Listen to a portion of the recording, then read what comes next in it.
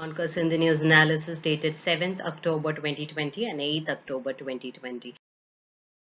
So இன்னைக்கு நம்ம பார்க்க போகிற ஃபர்ஸ்ட் ஆர்டிக்கல் சுப்ரீம் கோர்ட்டில் என்ன மாதிரியான வேர்டிக்ட் சொல்லியிருக்காங்க அப்படின்னு கேட்டிங்கன்னா public spaces can not be occupied indefinitely. சரி, என்ன மாதிரியான கேஸ், எதுக்காக சுப்ரீம் கோர்ட் இந்த மாதிரியான ஒரு ஸ்டேட்மெண்ட், அதாவது பப்ளிக் பிளேசஸில் வந்துட்டு ஒருத்தர் வந்துட்டு ரொம்ப நேரத்துக்கு ஆக்குபை பண்ண முடியாது அப்படின்னு சொல்லியிருக்காங்க. கேஸ் என்ன அப்படின்னு கேட்டிங்கன்னா ஷாஹின் பாக் அப்படிங்கிற ஒரு பர்டிகுலர் பிளேஸ் நியூ டெல்லியில் இருக்கு.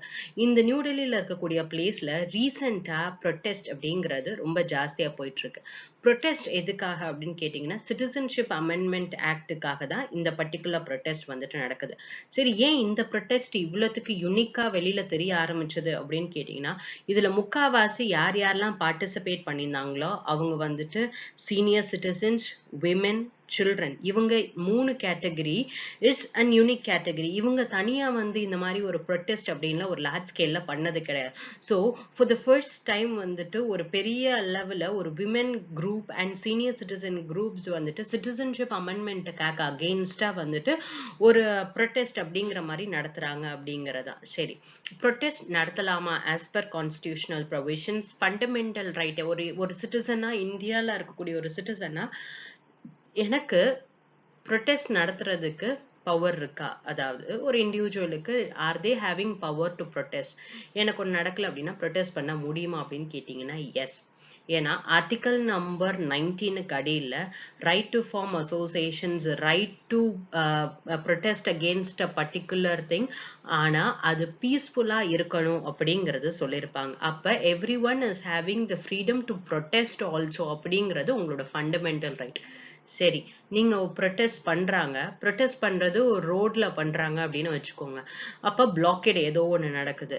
நீங்க வந்துட்டு அவசரமா ஏதோ ஒரு இன்டர்வியூக்கு போறீங்க, எமர்ஜென்சி ஹெல்த் அப்படின்னு போறீங்க. அப்படிங்கும் போது நீங்க பண்ணக்கூடிய ஒரு ப்ரொட்டெஸ்ட் இன்னொரு இண்டிவிஜுவலை வந்துட்டு கஷ்டப்படுத்துற மாதிரி இருக்கா? அப்ப ப்ரொட்டெஸ்ட் பண்றதுக்கும் உரிமை இருக்கு. அதே நேரத்துல யார் வந்துட்டு எமர்ஜென்சி நீட்ஸ்க்காக போறாங்களோ அவங்களுக்குன்னு சில ரைட்ஸ் இருக்குல்ல, அது பேலன்ஸ்டா இருக்கணும். அப்ப ஃபண்டமெண்டல் ரைட் அப்படிங்கிறது ஒரு இடத்துல ஐசோலேஷன்ல இருக்கவே முடியாது. எப்படி ப்ரொட்டெஸ்ட் பண்றவங்களுக்கு ஒரு ரைட் இருக்கோ அதே அளவுல யாரெல்லாம் அந்த ரோடு வழியா போறாங்களோ அவங்களுக்கும் ஈக்குவல் அமௌண்ட் ஆஃப் ரைட்ஸ் இருக்கு, தான் ஃப்ரீயா மூவ்மெண்ட் பண்ணணும் அப்படிங்கிறது. இந்த மாதிரி ஃபண்டமெண்டல் ரைட்ஸ் இருக்கக்கூடிய சிச்சுவேஷன்ல எப்பயுமே பேலன்ஸ் இருக்கணும் அப்படிங்கறத பத்தி பேசியிருப்பாங்க. ஒரு பப்ளிக் ஸ்பேஸ் ஜென்ரலாவே ஒரு ப்ரொட்டெஸ்ட் நடக்க போகுது அப்படின்னா ஒரு பெர்மிஷன் வாங்கிட்டு இந்த பர்டிகுலர் பிளேஸ்ல நீங்க ப்ரொட்டெஸ்ட் பண்ணலாம் அப்படின்னு பெர்மிஷன் கொடுப்பாங்க. சரியா?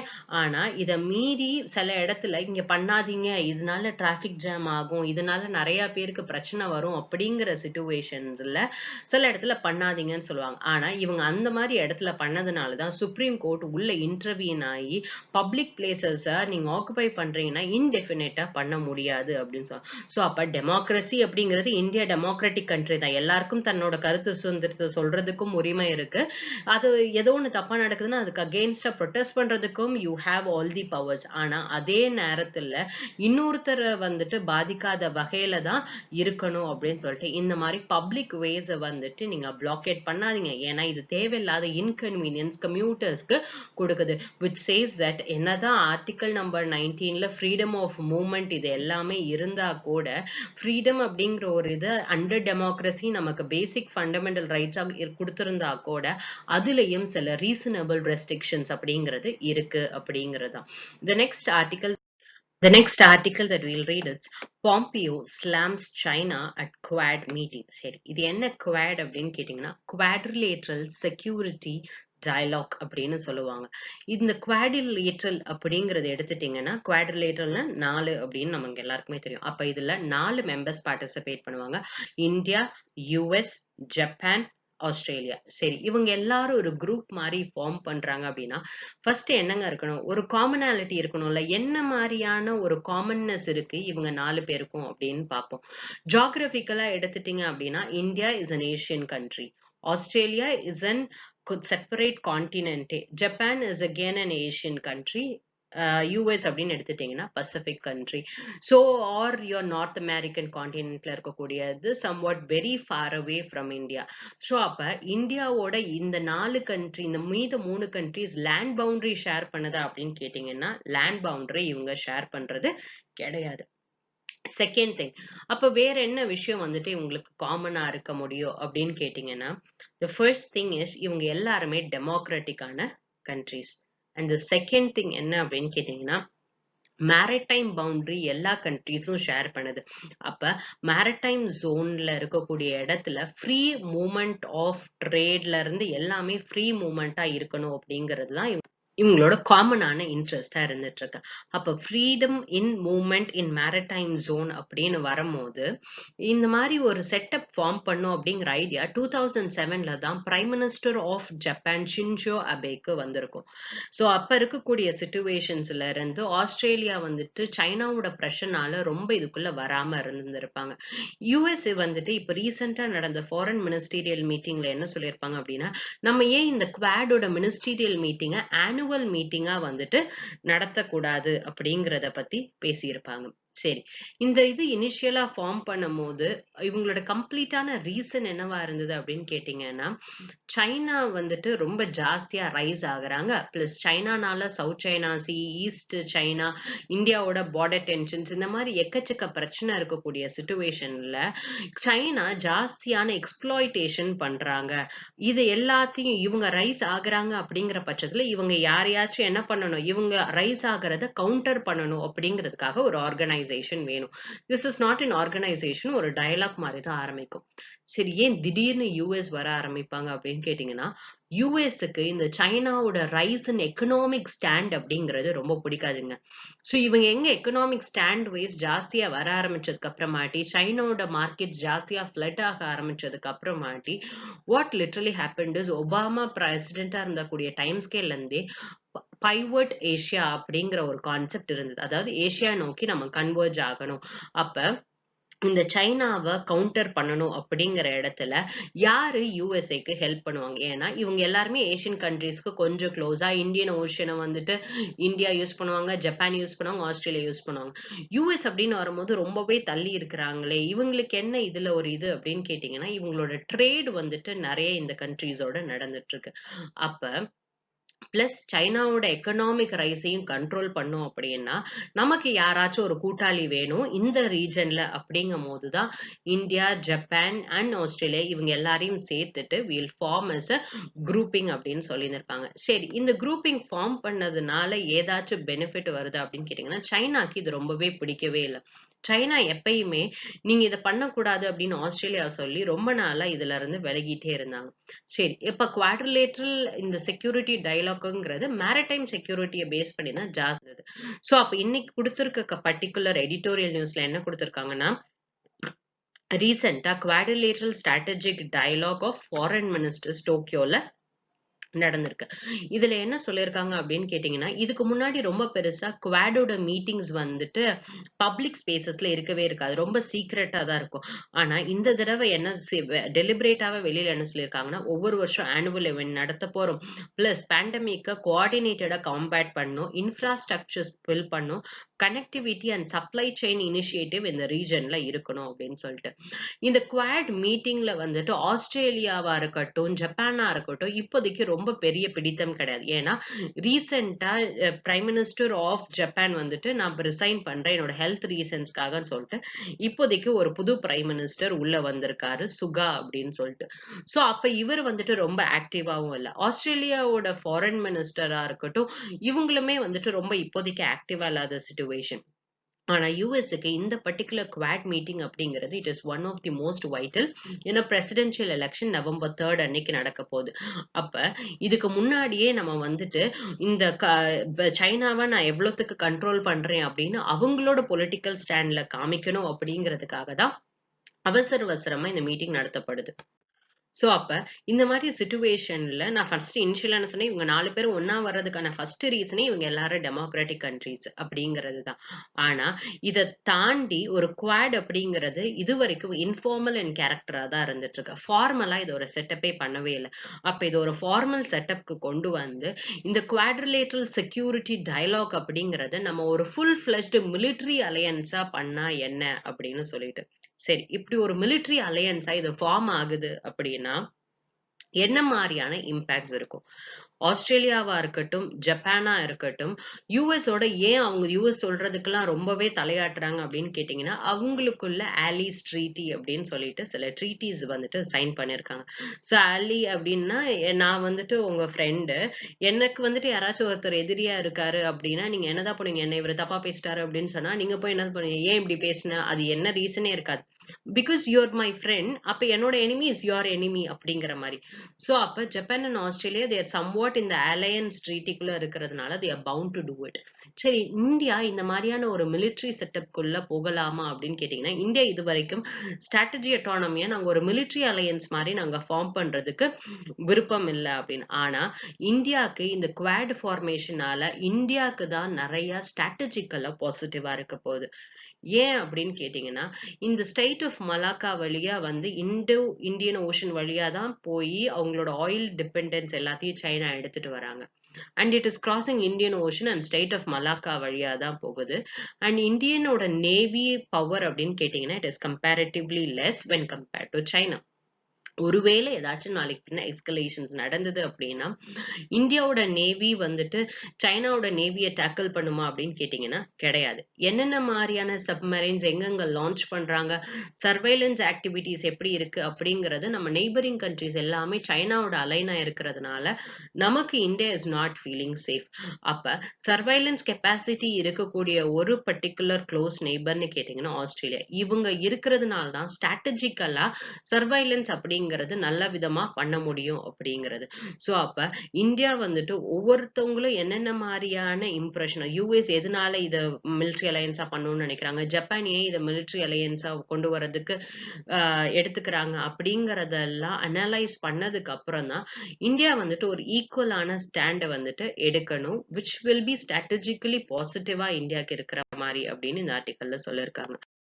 நம்ம பார்க்க போற next article is black hole researchers get physics Nobel. சரி, ஒவ்வொரு வருஷமும் நோபல் பிரைஸ் கொடுக்கப்படும் ஒவ்வொரு செக்டார்ஸ்க்கு. Physics, chemistry, medicine, peace, literature, சரியா, இந்த மாதிரியான செக்டார்ஸ்க்கு, எக்கனாமிக்ஸ் அப்படிங்கிற மாதிரியான 6 செக்டார்ஸ்க்கு கொடுப்பாங்க.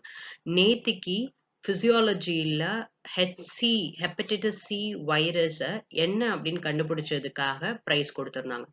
பிசிக்ஸ்ல பிளாக் ஹோல் அப்படிங்கறத பத்தி ரிசர்ச் பண்ணியிருக்காங்க அப்படிங்கறதுனால இந்த பிரைஸ் இந்த 3 பேருக்கு கிடைச்சிருக்கு.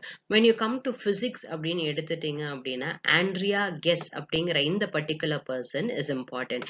ஏன் ஆண்ட்ரியா கெஸ் இஸ் இம்பார்ட்டன்ட் அப்படின்னு கேட்டீங்கன்னா, பிசிக்ஸ்ல விமென் அப்படின்னு எடுத்துட்டீங்க அப்படின்னா ரொம்ப லிமிட்டடான அமௌண்ட்ல தான் பிரைஸஸே வின் பண்ணிருக்காங்க. And she is the 4th women to get the Nobel prize in physics since 1901. So 1901ல வந்துட்டு த ஃபர்ஸ்ட் விமென் அப்படின்னு எடுத்துட்டீங்க அப்படின்னா 1901 கப்ல தான் இனிஷியலா அந்த நோபல் பிரைஸ் கொடுக்கறது ஸ்டார்ட் ஆச்சு. ஸோ அப்ப the first women to get the prize in respect to physics and chemistry அப்படின்னு கேட்டீங்கன்னா Marie Curie. And Marie Curie தான் first women to get both physics and chemistry ரெண்டுத்துக்கும் 2 நோபல் பிரைஸ் வாங்கின women வந்துட்டு Marie Curie. சரி, இவங்களோட research எதை பத்தி இருந்தது அப்படின்னு கேட்டீங்கன்னா பிளாக் ஹோல்ஸ் அப்படிங்கறத பத்தி இருந்தது. சரி, இது என்ன பிளாக் ஹோல், பிளாக்கா இருக்குமா அப்படின்னு கேட்டீங்கன்னா ஆமா. உங்களோட ஸ்பேஸ்ல வந்துட்டு எப்படி இருக்கும் அப்படின்னு கேட்டீங்கன்னா தட் இஸ் யூனிவர்ஸ். யூனிவர்ஸ்ல ஏதாச்சும் ஒரு ரீஜன்ல பிளாக் ஹோல் அப்படிங்கிறது இருக்கும் அப்படின்னு இவங்க எல்லாரும் சொல்றாங்க. இந்த பிளாக் ஹோல் அப்படி அதாவது ஏதோ ஒரு பர்டிகுலர் ரீஜன் இருக்கு, இது பயங்கர டென்ஸா இருக்கு அப்படின்னு சொல்றாங்க. ஒரு மேட்டர் எடுத்துக்கோங்களேன், கேசியஸ் மேட்டர்ஸா இருக்கட்டும் இல்ல லிக்விட் இதுவா இருக்கட்டும், நீங்க கம்ப்ரஸ் பண்ண அது என்னங்க ஆகும், ரொம்ப டென்ஸ் ஆயிடுமா, ரொம்ப திக் ஆயிடும். சரியா, இந்த திக்கா இருக்கக்கூடிய ஆப்ஜெக்ட வந்துட்டு நீங்க தண்ணிக்குள்ளேயே கல்லெல்லாம் ரொம்ப டென்ஸா இருக்கு, தண்ணிக்குள்ள போடும்போது உள்ள என்ன ஆகும், இழுக்குமா, அந்த கிராவிடேஷனல். சோ அப்ப இந்த பிளாக் ஹோல் அப்படிங்கிறது கிரியேட் ஆகுது அப்படின்னு சொல்றாங்க. சரி, அப்ப இந்த பிளாக் ஹோல் எப்படி கிரியேட் ஆகும்? சோ எப்படி கிரியேட் ஆகும் அப்படின்னு கேட்டீங்கன்னா, black holes are nothing but super dense objects. சரியா, ஒரு ரொம்ப சூப்பரான டென்ஸா இருக்கக்கூடிய ஆப்ஜெக்ட்ஸ். இது எப்ப ஃபார்ம் ஆகும் அப்படின்னா, ரொம்ப பெரிய ஸ்டார் வந்துட்டு கொலாப்ஸ் ஆகும் under weight of its own gravity. சரியா? அதாவது ரொம்ப பெரிய ஸ்டார். லெட் அஸ் டேக் ஒரு எக்ஸாம்பிளுக்கு சன் அப்படின்னு எடுத்திருப்போம். சன்ன ஏங்க ஸ்டார்ன்னு சொல்றோம்? சன்ன ஸ்டார்ன்னு சொல்றதுக்கான ரீசன் என்ன அப்படின்னு கேட்டீங்கன்னா, it has its own light. It emits its own light and it has its own heat அப்படிங்கிறது. 3 நம்ம என்னன்னு சொல்ல மாட்டோம். ஸ்டார் அப்படின்னே நம்ம சொல்ல மாட்டோம். ஏன்னா, அது வந்துட்டு சன்ல இருந்து வரக்கூடிய லைட்ட வாங்கி தான் என்ன பண்ணுது? ரிஃப்ளெக்ட் பண்ணிட்டு இருக்கு. அப்ப ஸ்டார் அப்படிங்கிறது it is having its own heat and light அப்படிங்கிறது. அப்ப எந்த ஒரு பர்ட்டிகுலர் சிச்சுவேஷன்ல இந்த ஸ்டாருக்கு இருக்கக்கூடிய இந்த ஃபெசிலிட்டிஸ்னு சொல்றோம்ல, இது எல்லாம் இல்லாம போகுதோ, அத டெட் ஸ்டார்ஸ் அப்படின்னு சொல்லுவாங்க. அப்ப இது கொலாப்ஸ் ஆகக்கூடிய சிச்சுவேஷன்ல என்ன ஆகுதுன்னா, இந்த பிளாக் ஹோல்ஸ் அப்படிங்கிறது ஃபார்ம் ஆகுது. இந்த பிளாக் ஹோல்ஸ் அப்படிங்கிறது ஸ்டீஃபன் ஹாக்கின்ஸும் முன்னாடியே சொல்லியிருந்திருப்பாரு. எயின்ஸ்டைன்ஸோட ஜெனரல் தியரி ஆஃப் ரிலேட்டிவிட்டிலயும் சொல்லியிருப்பாங்க. அப்ப இந்த பிளாக் ஹோல் அப்படிங்கிறது என்ன அப்படின்னா, it's a point in a space. இந்த இடத்துல மேட்டர்ஸ் எல்லாமே ரொம்ப கம்ப்ரஸ் ஆயிடும். So that it will create a gravity. So gravity wise இந்த இடம் எப்படி இருக்கும்னு கேட்டீங்கன்னா, ரொம்ப ஜாஸ்தியா இருக்கும். கிராவிட்டி ரொம்ப ஜாஸ்தியா இருக்கக்கூடிய சிச்சுவேஷன்ஸ்ல ஒரு லைட் பாஸ் ஆச்சுன்னா கூட இது உள்ள என்ன பண்ணிடும் அப்படின்னா இழுத்துட்டு போயிடும். அதாவது இல்லாமயே காணாம போயிடும் அப்படின்னு சொல்லுவாங்க இந்த பிளாக் ஹோல்ஸ்க்குல. when you take light அப்படின்னு எடுத்துட்டீங்கன்னா, light moves at the speed of 3 into 10 cross 8 metre per seconds அப்படின்லாம் பேசியிருந்திருப்போம்ல. ஸோ அப்ப அந்த லைட் கூட என்ன ஆக முடியாது? இதுல இருந்து எஸ்கேப் ஆக முடியாது. அண்ட் இந்த பிளாக் ஹோலோட இந்த டென்சிட்டி ஆர் த கிராவிடேஷனல் ஃபோர்ஸா இருக்கட்டும், இது எல்லாமே எப்படி இருக்கு அப்படின்னு கேட்டீங்கன்னா, it is 4 times greater than the mass of the sun. அதனால இந்த பிளாக் ஹோல் தான் இத சுத்தி இருக்கக்கூடிய மத்த ஸ்டார்ஸ் எல்லாத்தையும் ஒரு நம்ம சன் எப்படி நம்ம சோலார் சிஸ்டத்தை இழுத்து ஒரு கிராவிடேஷன் புல்ல வச்சிருக்கோ, அதே மாரி என்டையரா இருக்கக்கூடிய கேலக்ஸிஸ் எல்லாத்தையும் ஒட்டுமொத்தக்க சேர்த்து ஒரு ஒரு கிராவிடேஷனல் புல்ல ஹோல்ட் பண்ணி வச்சு இத சுத்தி தான் சுத்துது அப்படிங்கிறத சொல்றாங்க. இதுல இவங்க இத சுத்தி தான் சுத்துது அப்படிங்கிறதுக்காக 1990ஸ்ல இருந்து எந்த ரீஜன ஃபோக்கஸ் பண்றாங்க அப்படின்னு கேட்டீங்கன்னா, சிகாட்டிரியஸ் ஏ அப்படிங்கிறத ஃபோக்கஸ் பண்றாங்க. Which is at the centre of the Milky Way galaxy அப்படிங்கிறது. ஸோ அப்ப பிளாக் ஹோல்ஸ் அப்படிங்கிறது ஜாஸ்தி டென்சிட்டி இருக்கக்கூடிய இடம். எந்த ஒரு ஆப்ஜெக்ட்ஸும் இதுல இருந்து எஸ்கேப் ஆக முடியாது. Gravitational pull is literally greater and singularity அப்படின்னும். Next article that will read is playing catch up in flood forecasting technology. இந்த ஆர்டிக்கிள்ல எதை பத்தி பேசியிருக்காங்கன்னு கேட்டீங்கன்னா, ஃப்ளட் அப்படின்னு ஒரு சிச்சுவேஷன் வருதா, ஒரு டிசாஸ்டர் அப்படின்னு நடக்கும்போது அது வெல் இன்ஃபார்ம்டா இருக்கணும். அதாவது ஒரு டிசாஸ்டர் அப்படின்னா அதை ப்ரிவென்ட் பண்றதுக்கு முக்காவாசியான வேலையை கவர்மெண்ட் பண்ணணும். இதுதான் கவர்மெண்டோட வேலை. ஆனா எதனால இந்த ஃப்ளட் மாதிரி இருக்கக்கூடிய சிச்சுவேஷனுக்கு டிசாஸ்டர் மேனேஜ்மெண்ட் அப்படிங்கிறது ப்ராப்பரா இல்லை அப்படிங்கிறதுக்கு இவங்க என்னென்ன மாதிரியான ஃபோர்காஸ்டிங் டெக்னாலஜிஸ் நம்ம இந்தியா யூஸ் பண்றோம், என்னென்ன மாதிரியான பெட்டர் டெக்னாலஜிஸ் மத்த கண்ட்ரீஸ் கிட்ட இருக்கு, அண்ட் இந்தியா என்ன பண்ணணும் அப்படிங்கறத பத்தி இந்த ஆர்டிக்கல்ல எழுதியிருக்காங்க. அப்ப இப்போதைக்கு ஃப்ளட் ஃபோர்காஸ்டிங் அப்படின்னு எடுத்துட்டீங்க அப்படின்னு கேட்டீங்கன்னா, ஃபர்ஸ்ட் வந்துட்டு ஐஎம்டி டிபார்ட்மெண்ட், அதாவது Indian meteorological department weather focus பண்ணி சொல்லுவாங்க. ஃப்ளட் வந்துட்டு வருமா வராதா அப்படிங்கறத யாரு ஃபோக்கஸ் பண்ணி சொல்லுவாங்க அப்படின்னு கேட்டீங்கன்னா, சென்ட்ரல் வாட்டர் கமிஷன் ஃபோர்காஸ்ட் பண்ணுவாங்க. இவங்க 2 பேரும் ஃபோர்காஸ்ட் பண்ணி இந்த எண்ட் யூசர் ஏஜென்சிக்கு இந்த சென்டர் வாட்டர் கமிஷன் தான் ஃப்ளட் வருமா வராதா அப்படிங்கறத சொல்லுவாங்க. அப்ப இந்த ஃப்ளட் டிசாஸ்டர் மேனேஜ்மெண்ட் அத்தாரிட்டிஸா இருக்கட்டும், முனிசிபாலிட்டிஸா இருக்கட்டும், டிஸ்ட்ரிக்ட் அட்மினிஸ்ட்ரேஷனா இருக்கட்டும், இவங்க தான் தேர்ட் லெவல்ல இருக்காங்க ஒரு இன்ஃபர்மேஷன் வாங்குறதுல. இவங்களுக்கு இன்ஃபர்மேஷன் வரக்கூடிய டைம் அப்படின்னு கேட்டீங்கன்னா ரொம்ப டிலே ஆகி வருது.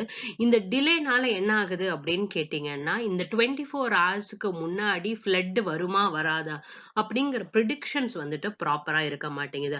அப்ப கடைசி அந்த லெஸ் தேன் 24 ஹவர்ஸ்ல தான் கீழே இருக்கக்கூடிய டெவல்யூஷன் ஆஃப் பவர்ஸ்னு சொல்லுவோம்ல, கீழே இருக்கக்கூடியவங்களுக்கு இன்ஃபர்மேஷன் அப்படிங்கிறது லெஸ் தேன் 24 ஹவர்ஸ்ல தான் வருது.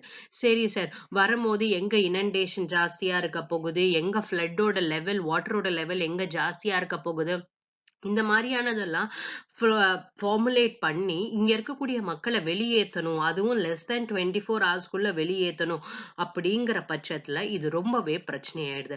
இதனாலதான் டிசாஸ்டர் மேனேஜ்மெண்ட் அப்படின்னு எடுத்துட்டோம், அதுவுமே பர்டிகுலரி ஃப்ளட் டிசாஸ்டர் மேனேஜ்மெண்ட் அப்படின்னு எடுத்துட்டோம்னா ப்ராப்பரான ஃபங்க்ஷனாலிட்டிஸ் இல்லை. இந்த லீடு டைம் அப்படின்னு சொல்லுவாங்க. அதாவது இந்த லீட் டைம்ங்கிறது எவ்வளோ நேரம் இருக்கு ஃப்ளட் வரக்கூடிய இடத்துல இருந்து மக்களை எவாக்குவேட் பண்றதுக்கு, அந்த லீட் டைம் அப்படிங்கிறது லெஸ் தேன் 24 ஹவர்ஸா தான் இருந்துட்டு இருக்கு.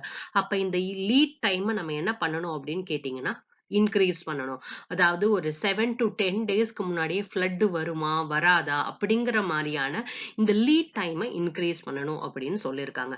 சரி சார், அப்ப இந்த லீட் டைமை எப்படி இன்க்ரீஸ் பண்றது? அப்ப இந்த ஃப்ளட் ஃபோர்காஸ்ட் சிஸ்டம் அப்படிங்கிறது இந்தியால ரொம்பவே வீக்கா இருக்கு. லீட் டைம் அப்படிங்கிறது லெஸ் தென் 24 hours தான் இருக்கு அப்படிங்கிற பட்சத்துல நம்ம இத வெளிநாடுகள், அதாவது USA, யூரோப்பியன் யூனியன், ஜப்பான் இந்த மாதிரி இருக்கக்கூடிய countries ensemble forecast flood forecasting அப்படிங்கிற ஒரு சிஸ்டம் வச்சிருக்காங்க. இந்த ஃபோர்காஸ்டிங் சிஸ்டத்தோட நம்ம கம்பேர் பண்ணி பார்ப்போம் அப்படின்னு சொல்லியிருக்காங்க. அப்படி என்ன ஸ்பெஷாலிட்டி இந்த என்செம்பிள் ஃபோர்காஸ்ட்ல அப்படின்னு கேட்டீங்கன்னா, நம்ம எது வந்துட்டு லீட் டைம் அப்படிங்கிறது இந்தியால கம்மியா இருக்குன்னு சொன்னோமோ, இந்த என்செம்பிள் ஃபோர்காஸ்டிங் சிஸ்டம் பிரகாரம் இந்த லீட் டைம் அப்படிங்கிறது 7 to 10 டேஸ் வரைக்கும் என்ன பண்ணலாம் அப்படின்னா முன்கூட்டியே ஃப்ளட் வருமா இல்லையா அப்படிங்கறத சொல்லிடுவாங்க. பிளஸ் இந்த கைண்ட் ஆஃப் இதுல ப்ராபபிலிட்டி யூஸ் பண்ணுவாங்க. அதாவது ஒவ்வொரு சினாரியோஸ் வச்சு எந்த இடத்துல வாட்டர் இனண்டேஷன் ஜாஸ்தியா இருக்கலாம், எந்த இடத்துல வாட்டர் லெவல் ஜாஸ்தியா இருக்கலாம். அப்ப ப்ராபபிலிட்டி ஆஃப் வாட்டர் லெவல் வந்துட்டு 80%க்கு எக்ஸீட் ஆகும். பிளஸ் வில்லேஜ்ல எவ்வளவு பெர்சன்டேஜ் வந்துட்டு வில்லேஜ் வந்துட்டு தண்ணிக்குள்ள மூழ்கும் 20%. அப்ப ஒரு probability sir 80% water level increase ஆச்சு அப்படின்னா 20% ஆஃப் த வில்லேஜ் வந்துட்டு தண்ணியில மூழ்கிடும். அப்படிங்கும் போது கீழே இருக்கக்கூடிய லோக்கல் அட்மினிஸ்ட்ரேஷன் அதுக்கேற்ற மாதிரியான better decisions and better preparedness வச்சிருப்பாங்க, எப்படி ஃப்ளட் ஃபோர்காஸ்டிங்கா டிட்டர்மினிஸ்டிக்கா கொண்டு வரணும் அப்படின்னு சொல்லிட்டு. சோ இந்த மாதிரியான மாடலுக்கு வந்துட்டு சேஞ்ச் ஆயிட்டே வராங்க. சரி, இந்தியா இந்த என்செம்பிள் ஃப்ளட் ஃபோர்காஸ்டிங் மாடலுக்கு வந்துட்டாங்களா அப்படின்னு கேட்டீங்கன்னா இப்போதைக்கு கிடையாது.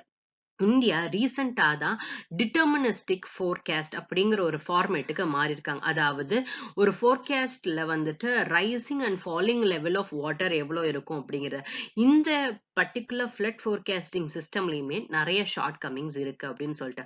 அப்ப இதுல இருக்கக்கூடிய பிரச்சனைகள் அப்படின்னு கேட்டீங்கன்னா, நான் ஃபர்ஸ்ட் சொன்ன மாதிரியே நிறைய ஏஜென்சிஸ் இருக்காங்க. வெதர் ஃபோர்காஸ்ட் பண்றது யாரு? Indian meteorological department. Flood forecast பண்றது யாரு? Central water commission. ஆனா கடைசியில டிசாஸ்டர் இது பண்ண போறது யாரு? Disaster management and local authorities. அப்ப ஃபர்ஸ்ட் யாருங்க கரெக்டா சொல்லணும்? அப்ப ஃபர்ஸ்ட் இருக்கக்கூடிய sector is IMD, Indian meteorological department. என்ன பண்ணணும்னா அவங்களோட ஃப்ளட் ஃபோர்காஸ்டிங் மெத்தடாலஜியை அட்வான்ஸ்மெண்ட்ஸ் பண்ணணும். குவிக்கா ரெயின்ஃபால் எவ்வளவு வரும் அப்படிங்கறத வந்துட்டு இவங்க எஸ்டிமேட் பண்ணி சொல்லி ஆகணும். பிளஸ் இவங்க எஸ்டிமேட் பண்ணி சொல்றத எவ்வளவு சீக்கிரம் இந்த சென்ட்ரல் வாட்டர் கமிஷனுக்கு சொல்றாங்க அப்படிங்கறதா. ஏன்னா இந்த சென்ட்ரல் வாட்டர் கமிஷன் என்ன பண்ணுவாங்க அப்படின்னு கேட்டீங்கன்னா, எவ்வளவு மழை வந்துட்டு வருது அப்படிங்கறத குவான்டிடேட்டிவ் பிரிசிபிடேஷன் ஃபோர்காஸ்ட் அப்படின்னு சொல்லுவாங்க. அதாவது குவான்டிடேட்டிவா எவ்வளவு precipitation is nothing but rainfall வரும் அப்படிங்கறத ஃபோர்காஸ்ட் பண்ணும். அப்ப it is also link to plus இந்த சென்ட்ரல் வாட்டர் கமிஷன் எவ்வளவு ஃபாஸ்டா தன்னோட டேட்டாவை எண்ட் யூசர்ஸுக்கு சென்ட் பண்றாங்க. அப்ப IMD எவ்வளவு ஃபாஸ்டா CWCக்கு சென்ட் பண்றாங்க, CWC எவ்வளவு ஃபாஸ்டா that is your end usersக்கு டேட்டா சென்ட் பண்றாங்க அப்படிங்கறதுல there has to be an robust mechanism அப்படின்னு சொல்லிருக்காங்க. சோ இப்ப நம்மளோட கடமை என்ன அப்படின்னு கேட்டீங்கன்னா, இந்த லீட் டைம் அப்படிங்கிறது ரொம்ப குரூஷியலான ஆஸ்பெக்ட் எந்த ஒரு ஃப்ளட் ஃபோர்காஸ்ட்ல இருந்தும். சோ நம்ம என்ன சொல்லியிருந்தோம், right from IMD central water கமிஷன்ல இருந்து கீழே வரணும். அந்த கீழே வரக்கூடிய அந்த டைம்ஸ்க்கே less than 24 hours இருக்கு. அப்ப லீட் டைம் அப்படிங்கிறது ரொம்பவே கம்மியா. அப்ப லீட் டைம் அப்படிங்கிறது தான் ஒரு குரூஷியலான ஆஸ்பெக்ட் ஃப்ளட் ஃபோர்காஸ்ட் பண்றதுல.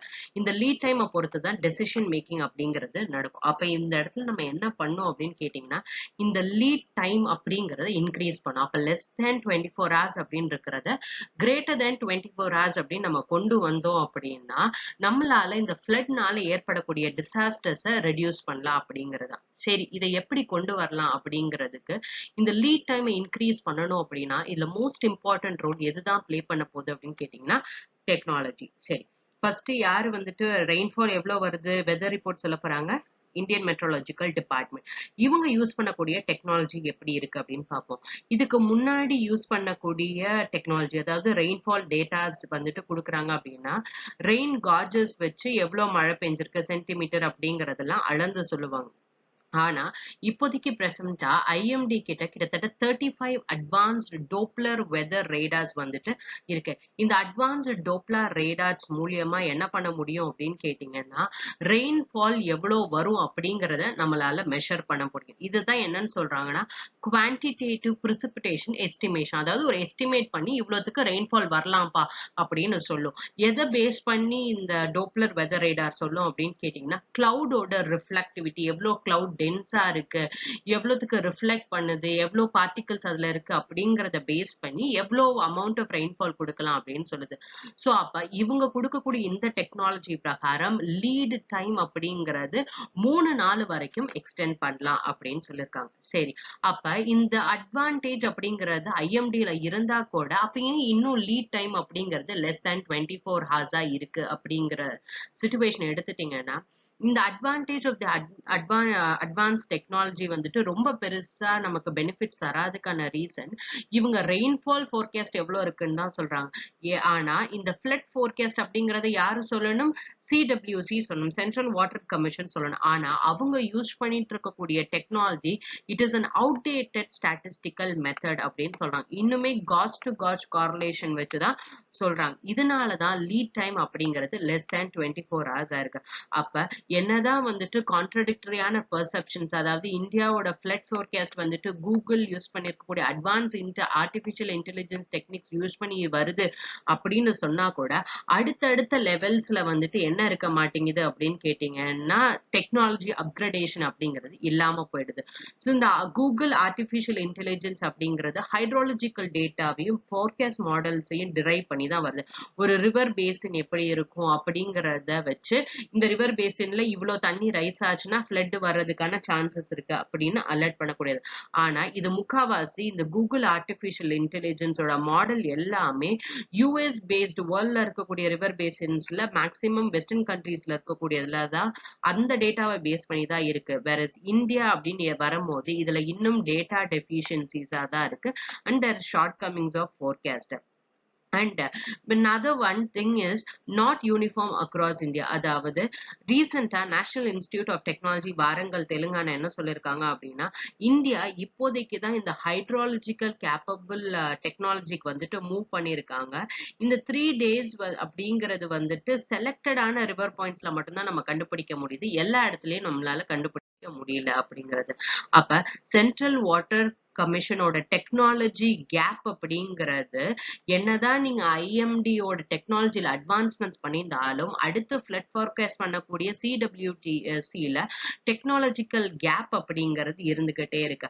அப்ப இந்த கேப்பை நம்ம சரி பண்ணல அப்படிங்கும் போது நீங்க என்ன மாதிரியான டெக்னாலஜிக்கல் அட்வான்ஸ்மெண்ட்ஸ் ஐஎம்டில கொண்டு வந்திருந்தாலும் சரி அது ரொம்ப பெருசா பாசிட்டிவான ஆஸ்பெக்ட கொண்டு வராது. ஒரு எக்ஸாம்பிளுக்கு யுனைடெட் ஸ்டேட்ஸ் அப்படின்னு எடுத்துட்டோம் அப்படின்னா, யுனைடெட் ஸ்டேட்ஸோட ஏரியா பரப்பளவு இந்தியாவை காட்டிலும் 3 மடங்கு ஜாஸ்தி. 3 மடங்கு ஜாஸ்தியா இருந்தா கூட அவங்களோட வெதர் சிஸ்டம்ஸ் அப்படிங்கிறது ரொம்பவே அட்வான்ஸ்ட் ஸ்டேஜஸ்ல இருக்கு when it compares to India. அவங்க கிட்ட 160 next generation S band Doppler weather radars, India கிட்ட டோப்ளர் வெதர் ரேடார்ஸ் இருக்கு. இந்த அட்வான்ஸ்டு ஸ்டேஜ் ஆன வெதர் ரேடார்ஸ் இந்தியா கிட்ட கிடையாது. அண்ட் ஒரு வெதர் ஸ்டேஷன், ஒரு வெதர் ரேடார் எவ்வளவு ரேஞ்சுக்கு வந்துட்டு ஃபுல்ஃபில் பண்ணணும்னா 250 இருந்து 300 கிலோமீட்டர்ஸ் வரைக்கும். ஆனா India needs at least 80 to 100 S bands. India கிட்ட இப்போதைக்கு இந்த அட்வான்ஸ் டெக்னாலஜியே கிடையாது. ஸோ அப்ப இந்தியாவுக்கு ஒருவேளை இந்த டெக்னாலஜி வந்தது அப்படின்னா 250 to 300 160 கைண்ட் ஆஃப் டோப்ளஸ் வேணுங்கிற அவசியம்லாம் கிடையாது. அதுல இருந்து ஒரு ஹாஃப் இருந்தா போதும், 80 to 100 S band dense radar networks இருந்தா போதும் இந்தியாவோட என்டையர் டெரிட்டரியும் கால்குலேட் பண்றதுக்காக. ஸோ அப்ப அந்த இதுல இருக்கக்கூடிய சில லிமிடேஷன்ஸ் அப்படின்னு கேட்டீங்கன்னா, ஆல்டிடியூடுக்கு வேற மாதிரி, ஒவ்வொரு ரேஞ்சு பேண்ட் எப்படி இருக்கு, டென்சிட்டி ஆஃப் த ரேடார்ஸ் எப்படி இருக்குங்கிறதுல சில சேஞ்சஸ் இருக்கு. இதனால சில ஃபோர்காஸ்ட் எரர்ஸ் மைனரா இருக்கு. அப்ப இந்தியா அவுடேட்டட் டெக்னாலஜினாலையும் லேக் ஆஃப் டெக்னாலஜி பேரிட்டி, அதாவது ஒரு ஒரு ஒரு பர்டிகுலர் செக்டர், அதாவது மல்டிபிள் ஏஜென்சிஸ்ல இருக்கக்கூடிய லேக் ஆஃப் டெக்னாலஜிக்கல் பேரிட்டின்னு சொல்றாங்க. ஒண்ணு அவங்களோட டெக்னாலஜிஸ் அவுடேட்டடா இருக்கு. செகண்ட் திங், IMD கிட்ட அட்வான்ஸ் டெக்னாலஜி இருக்கு, CWC கிட்ட அட்வான்ஸ் டெக்னாலஜி கிடையாது. பிளஸ் அவங்களோட வாட்டர் கவர்னன்ஸ் அப்படிங்கிறதுமே ரொம்ப புவரா இருக்கிறதுனால இந்த குரூஷியல் லீட் டைம் அப்படிங்கறத ரொம்பவே டிக்ரீஸ் பண்ணுது. பிளஸ் ஃபோர்காஸ்டிங்ல வரக்கூடிய எரர்ஸ்னால நிறைய இடத்துல இன்டர்வென்ஷன்ஸ் வந்துட்டு தப்பா போகிறதுக்கான சான்சஸ் இருக்கு. இதனால there is an increase in flood risk and disaster management. So ensemble technology அப்படிங்கிறது எப்படி அப்படின்னு கேட்டீங்கன்னா, இந்த குளோபல் வெதரையே கம்ப்ளீட்டா இது இப்படிதான் சார் நடக்க போகுதுன்னா ப்ரிடிக்ட் பண்ணிட முடியுமா அப்படின்னு கேட்டீங்கன்னா, அப்படியே ப்ரிடிக்ட் பண்றது அப்படிங்கிறது கஷ்டம். அன்சர்டினிட்டி ஜாஸ்தியாவே இருக்கும் when it comes to climates அப்படின்னு எடுத்துருக்கோம். அப்ப ஏதோ ஒரு இனிஷியல் அப்ப ஒரு வெதர் மாடல் எடுக்கிறீங்கன்னா இப்ப இருக்கிறத வச்சே பண்ண முடியாது. ஒரு பாயிண்ட் ஆஃப் டைம்ல ஏதாச்சும் ஒரு சேஞ்சஸ் வரலாம். சோ அப்ப ஏதோ ஒரு ஸ்மால் சேஞ்ச் நீங்க இந்த வெதர் மாடல்ல கொண்டு வந்து அதுல இருந்து அவுட்புட் எப்படி வருதுன்னு பார்க்கணும். ஏன்னா அவுட்புட் வில் பிகம் அன்எக்ஸ்பெக்டட். அப்ப இந்த லீட் டைம் அப்படின்னு, அதாவது ஒருவேளை இன்டென்ஸ் ஆயிடுச்சு அப்படின்னா சீக்கிரமாவே மழை வந்துரும், இல்ல சீக்கிரமாவே வெள்ளம் வந்துரும் அப்படிங்கிற சிச்சுவேஷன்ல நீங்க ஏன் சில ஃபேக்டர்ஸை வந்துட்டு மாத்தி பார்க்க கூடாது. அப்ப லீட் டைம் அப்படிங்கிறது 3 டேஸ்க்கு பியாண்டா போயிடும். ஸோ அப்ப டிட்டர்மினிஸ்டிக் அப்படிங்கிறது பார்த்துட்டீங்க அப்படின்னா ஒரு சின்ன சேஞ்சஸ் உங்களோட வெதர் மாடல்ஸ்ல நீங்க பண்ணீங்கன்னா கூட அதோட சேஞ்ச் அப்படிங்கிறது அவுட்புட் கொடுக்கறதுல ரொம்பவே ஜாஸ்தியா இருக்கும் அப்படின்னு சொல்றாங்க. அப்ப when it comes to western countries எடுத்து பார்க்கும்போது இந்தியா இன்னும் நிறைய தூரம் போக வேண்டியதா இருக்கு. இந்தியா இப்போதைக்கு தன்னோட இந்தியன் மெட்ரோலஜிக்கல் டிபார்ட்மெண்ட் இந்த என்செம்பிள் மாடல்ஸ் ஆஃப் வெதர் ஃபோர்காஸ்டிங்கை டெஸ்ட் பண்ணிட்டு இருக்காங்க. யூசிங் 6.8 பெட்டாஃப்ளாப்ஸ் யூஸ் பண்ணக்கூடிய சூப்பர் கம்ப்யூட்டர்ஸ் இந்தியா கிட்ட இருக்கக்கூடிய பிரத்யூஷ் அண்ட் மிகிர் யூஸ் பண்ணிட்டு இருக்காங்க. So that we will catch up with the advanced technologies and achieve technological parity அப்படிங்கிற மாதிரி. ஆனா இன்னும் நிறைய இடத்துல மாடர்னைசேஷன் பண்ண வேண்டியிருக்கு. டெலிமெண்ட்ரி இன்ஃப்ராஸ்ட்ரக்சர், டெக்னாலஜிக்கல் கம்பேட்டபிலிட்டி, ஒவ்வொரு river basin specific hydrological data, inundation modelling use பண்ணி பண்ணும். அப்ப இதெல்லாம் பண்ணணும் அப்படின்னா டெக்னாலஜி அப்கிரேட் ஆகுதா? அப்ப டெக்னாலஜி அப்கிரேட் ஆகுது அப்படிங்கிற பட்சத்துல இந்த டெக்னாலஜியை யார் வந்துட்டு கண்ட்ரோல் பண்ணும், இந்த டெக்னாலஜி எப்படி யூஸ் பண்ணும் அப்படின்னு தெரியறதுக்கு நமக்கு ஒரு கேப்பபிளான ஒர்க் ஃப்ளோஸ் இருக்கணுமா? அந்த அப்ஜெக்டிவ், அதாவது ஒரு டெக்னாலஜிக்கல் கேப்பபிலிட்டி நமக்கு வந்துட்டா கூட அதுக்கு ஏத்த அளவுக்கான டெக்னாலஜி கேப்பபிள் ஒர்க் ஃபோர்ஸையும் நம்ம என்ன பண்ணோம், ப்ரொடியூஸ் பண்ணும் அப்படின்னு சொல்லிட்டு. ஸோ இந்த மாதிரி பண்ணக்கூடிய சிச்சுவேஷன்ஸ்ல தான் என்னதான் டெக்னாலஜிஸ் வந்தா கூட கேப்பபிளான ஒர்க் ஃபோர்ஸ் இருக்கும் போது இந்த மாடல்ஸ் எல்லாமே ப்ராப்பரா ஒர்க் பண்ண ஆரம்பிக்கும். பிளஸ் இந்தியா வேற என்னமோ பண்ணும் அப்படின்னு சொன்னாங்க. ப்ராபபிலிட்டிஸ் நீங்க வச்சுக்கோங்க. இதுதான் இப்போதைக்கு கண்டிஷன், இதுதான், இதனால மழை இவ்வளவுதான் வரும் அப்படிங்கறத வச்சுக்காம ஒருவேளை ஜாஸ்தி ஆச்சுன்னா என்ன ஆகும், ஒருவேளை கம்மி ஆச்சுன்னா என்ன ஆகும், இப்படிங்கிற மாதிரியான ப்ராபபிலிட்டிஸ போட்டு லீட் டைம் கண்டிப்பா 7 to 10 டேஸ் வரைக்கும் நீங்க என்ன பண்ணும், இன்க்ரீஸ் பண்ணி வச்சுக்கணும். அதே நேரத்துல you have to integrate this multiple forecasting agencies integrate பண்ணி இவங்களுக்கு ஆம்பிள் அமௌண்ட் ஆஃப் டைம் வந்துட்டு நீங்க என்ன பண்ணும், ப்ரொவைட் பண்ண, அவங்களுக்கு தேவையான டெக்னாலஜிஸ் எல்லாமே கொடுத்து ஃபோர்காஸ்டிங்கையும் ப்ராபபிலிட்டி ஃபோர்காஸ்டிங்கையும் கீழே இருக்கக்கூடிய லோவர் டெசிஷன் மேக்கர்ஸ் கொடுக்கும் போது they will have ample amount of time decide பண்றதுக்கு, react பண்றதுக்கு, to prepare and to undertake whatever disaster management for reducing this flood hazards across the length and breadth of the India அப்படின்னு இந்த ஆர்டிக்கல்ல கொடுத்திருக்காங்க. The next article is India and Japan finalize the text for pact for artificial intelligence and 5G. artificial intelligence அப்படின்னா என்னன்னு கேட்டீங்கன்னா robots மாதிரி நம்ம பேசணும்னா மனுஷன் என்ன, artificial intelligence அப்படின்னா மெஷின் வந்துட்டு லேர்ன் பண்ணுங்க, நம்ம என்ன சொல்றோம் அதுக்கு என்ன பதில் தரணும் அப்படிங்கறத இந்த ஆர்டிபிஷியல் இன்டெலிஜென்ஸ். ரோபோட்ஸா இருக்கட்டும், இல்ல கார்ல வந்துட்டு, இல்ல நீங்க ரிமோட்ல அமேசான்ல சொல்றீங்களா அலெக்சா பிளே திஸ் பர்டிகுலர் மூவிலாம் சொல்றீங்களா, நீங்க ஒரு ஹியூமன் பிரெயின் என்ன சொல்லணும்னு நினைக்குதோ அது வாய் வழியா சொல்லும் போது அவங்க என்ன சொல்றாங்கிறத அனலைஸ் பண்ணி அந்த சிஸ்டம் தரதுக்கு பேர் தான் you call it as artificial intelligence. இதுல வந்துட்டு ஒரு அக்ரிமெண்ட்டும் 5G டெக்னாலஜில அக்ரிமெண்ட்டும் சைன் பண்ணிருக்காங்க. So this is like cyber security agreement மாதிரி கோஆபரேஷன் இது பண்றதுக்காக. அண்ட் இந்தியா அண்ட் ஜப்பான் இந்த foreign strategic ministerial dialogue 13th ministerial டயலாக்ல இந்த அக்ரிமெண்ட் சைன் பண்ணிருக்காங்க. எதுக்காக அப்படின்னா இதுக்கு தேவையான கெப்பாசிட்டி பில்ட் சேர்ந்து பண்ணும், ரிசர்ச் அண்ட் டெவலப்மெண்ட் 2 பேரும் சேர்ந்து பண்ணும், செக்யூரிட்டி அண்ட் ரெசிலன்ஸ் இருக்கணும் அப்படிங்கிறதுக்காக. ஸோ அப்ப த மினிஸ்டர்ஸ் இந்த இதுல பேசும்போது என்ன சொல்லியிருந்தாங்க அப்படின்னா, எங்களுக்கு இந்த இந்தோ பசிபிக் ரீஜன் அப்படிங்கிறது இட் இஸ் ரொம்பவே இம்பார்ட்டன்டானது. பிளஸ் குளோபல் சர்க்கம்ஸ்டன்சஸ்ல இந்த 2 கண்ட்ரீஸ்க்கும் சிமிலரான விஷன் இருக்கணும். அதுல one of the agreement is this அப்படின்னு சொல்லியிருந்திருப்பாங்க. And next thing is Japan இந்தியாவுக்கு கிட்டத்தட்ட 50 பில்லியன் என் வந்துட்டு எமர்ஜென்சி அசிஸ்டன்ஸ் லோனாகவும் 1 பில்லியன் என் கிராண்ட் ஆகவும் என்ன பண்ணிருக்காங்க அப்படின்னு கொடுத்திருக்காங்க for this covid situation. Emergency assistance loan அப்படின்னா இந்தியா பிற்காலத்துல இந்த கடனை திருப்பி கட்டணும்.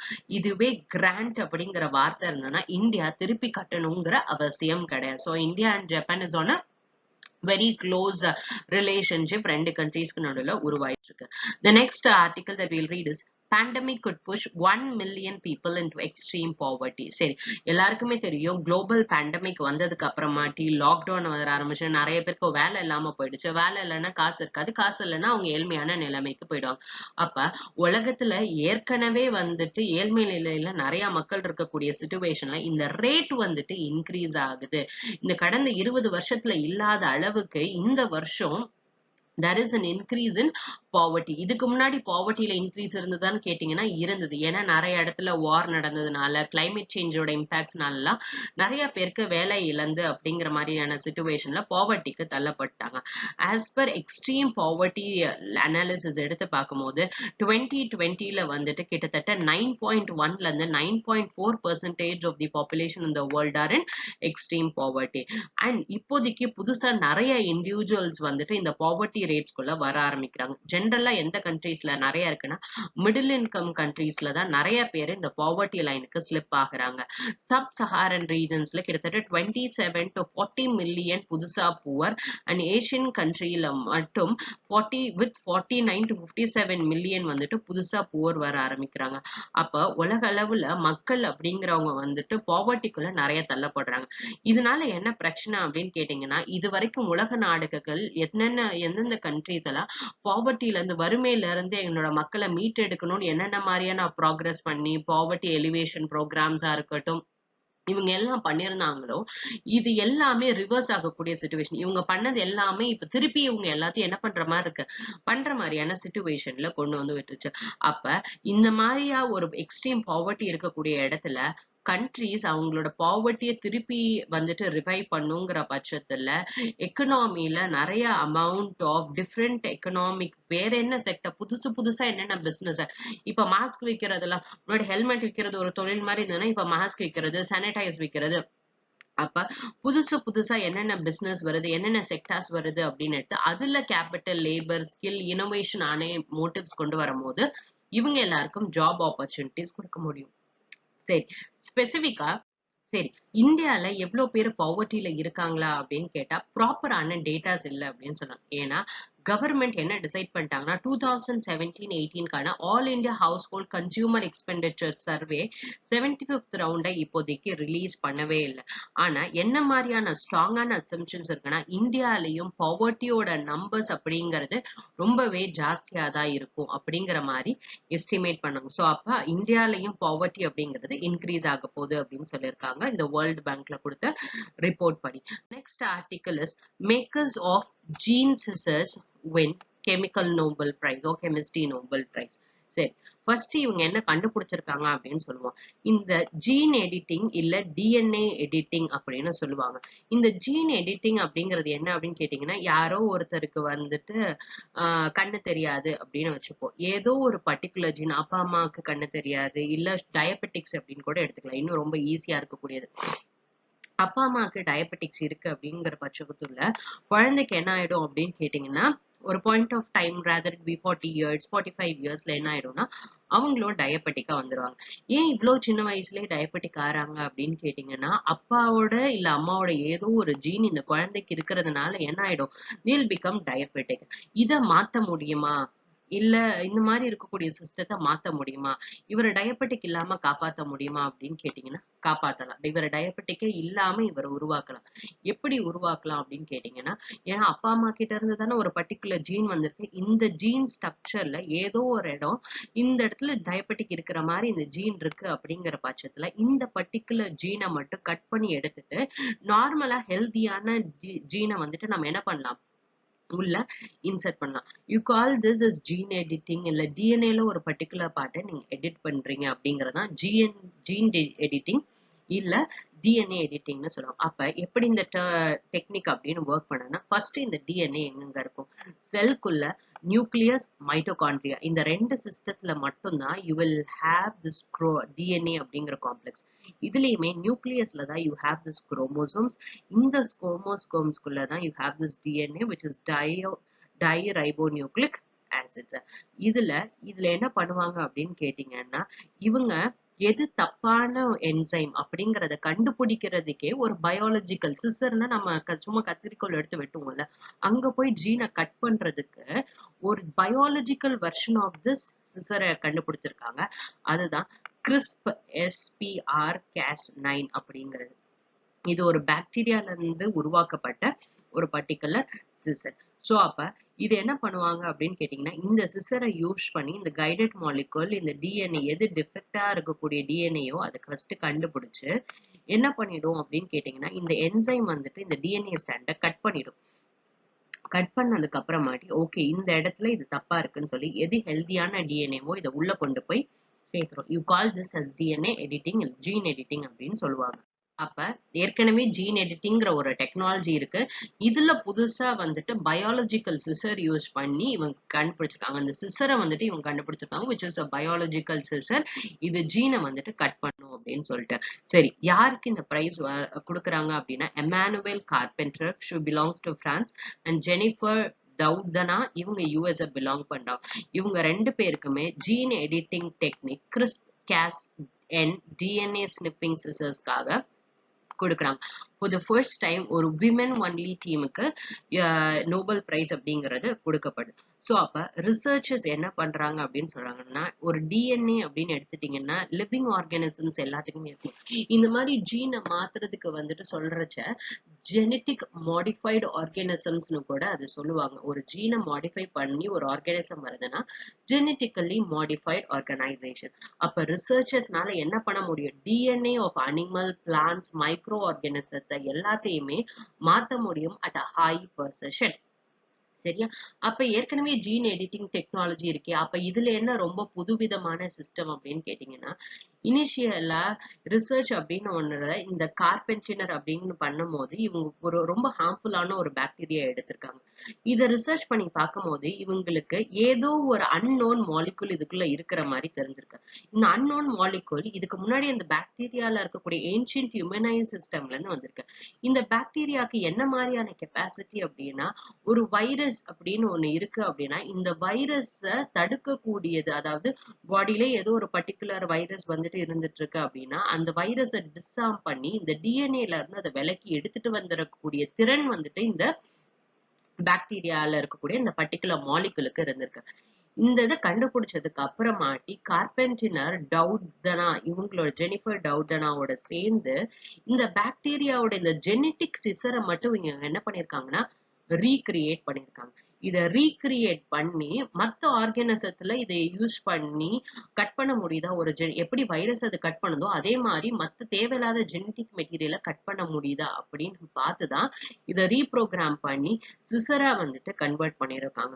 அப்ப இது என்ன மாதிரியான பெனிஃபிட்ஸ் கொடுத்துருச்சு அப்படின்னு கேட்டீங்கன்னா, இது இப்போதைய சயின்ஸ் டெக்னாலஜில it is one of the upgraded format. ஏன் அப்படின்னா, ஒரு கிராப் ரெசிஸ்டன்ஸா இருக்கட்டும், இல்ல genetic code of drought resistant பிளான்ட்டை கொண்டு வரணும்னா இருக்கட்டும், இந்த மாதிரியான ஜெனட்டிக் மேனிபுலேஷன்ஸ் நடந்துகிட்டே இருக்கு. பிளஸ் இது ஏன் வைடா அக்செப்ட் பண்ணிக்கிட்டாங்கன்னா, this is going to be cheaper, easier technology அப்படிங்கிறதுனாலதான் இது இப்போதைக்கு it is having so much of prevalence அப்படின்னு சொல்லிட்டு இந்த தடவை இதுக்கு ஹியூஜ் பொட்டன்ஷியல் இருக்கிறதுனால இது எப்படி பிளான்ட்ஸ் அண்ட் ஆர்கானிசத்துக்கு யூஸ் பண்றாங்க, அதே மாதிரி ஹியூமன்ஸுக்குமே கேன்சர் ட்ரீட் பண்றதுக்கா இருக்கட்டும், இல்ல அப்பா அம்மா கிட்ட இருந்து வரக்கூடிய இன்ஹெரிட்டட் டிசீசஸ் கியூர் பண்றதா இருக்கட்டும், ஜீன் மேனிபுலேஷன் மூலியமா பண்ணலாம் அப்படிங்கிற ஒரு ஃபார்மேட்டுக்காக they have been awarded the Nobel Prize for Chemistry. So இதுதான் 2 நாளோட இம்பார்ட்டன்டான current affairs. If you like my video, like, share and subscribe to Conquer IAS and press the bell icon for further notifications. Thank you.